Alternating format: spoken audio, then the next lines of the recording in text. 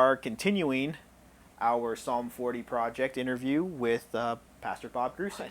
But Yeah. how have you stayed current? How have you stayed on the curve, ahead of the curve, and been able to see how things have changed and continue to do ministry in a changed environment? Yeah, I think, well, there's a couple of ways and areas. I think one is I go to quite a few conferences on youth ministry and classes on youth ministry and conventions on youth ministry. It's to stay current, right? What are the latest trends? What are people doing out there? And how do we stack up? And generally we find that we're doing okay, but there's certainly things that we can change and need to change. Like technology, for example, right? Yeah. How do we use that? Because all kids are on technology. Yeah. And so that's the other area I do. I spend time with kids, Yeah. right? And try to figure out where they actually are in that And place. what do they talk about? And when I talk to them and ask them questions, what kind of bad, crazy looks do I get? Or what kind of, yeah, he understands kind of stuff. So I think put those two together and then do some reading and try to stay up with the research.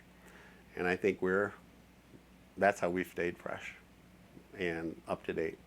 Staying fresh, staying up to date, how have you seen God sort of update you as a youth pastor over these years? Again, there's always a learning curve, Yeah. but how do you think, or how do you see how God has sort of moved through you, moved you in your time here at LaGrave? Well, I think God has moved me from trying to be almost a generalist in youth ministry to more of what's the most important things in youth ministry, or any ministry for that matter. Yeah. And that, it's nothing that you'd say, okay, that's really revolutionary. It's more, can you stay true to what the central teaching of Scripture is and live by that and challenge people to it? How does it come out that you are a follower of Jesus Christ, and what does it mean in your life? Day-to-day living. And I think that's one of the key things that I've had to learn, because I thought, okay, you can just do that. Boom, boom. Yeah. But you can't. And then the other part where God has talked to me repeatedly is, if you're going to ask somebody to do something, you better be doing it. Okay. So if you ask the kids, hey, do you have devotions? Well, I better be having devotions, right?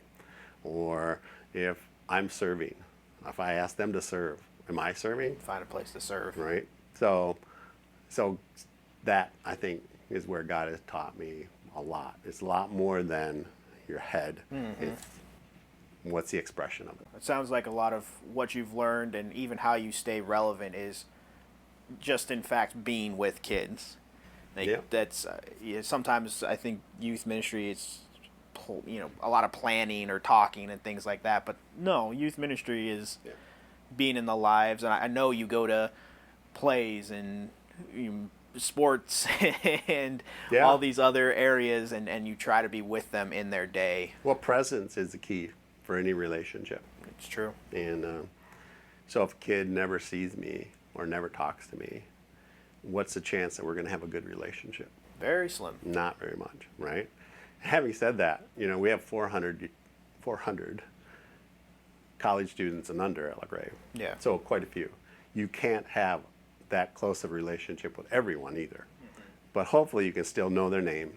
You can still say hi to them by name, and that they know that you're there and concerned for them. Yeah. Well, and one thing I think is that you've also developed a program alongside others.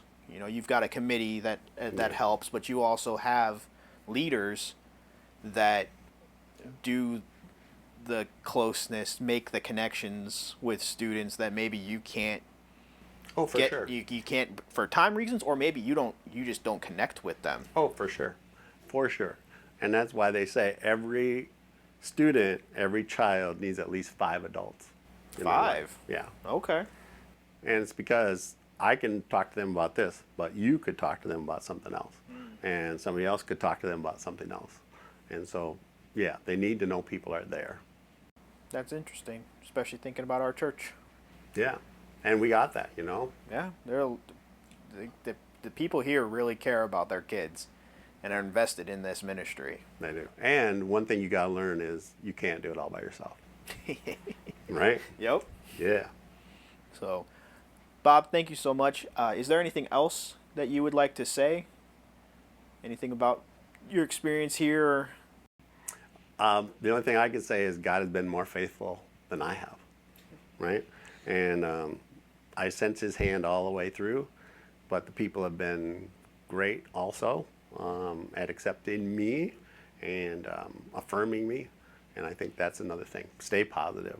Stay and positive. The church has helped with that. Just as your mom said, right? Just as my mom said. Exactly right. Well, thank you so much for your time, Bob. I really appreciate it. You're welcome.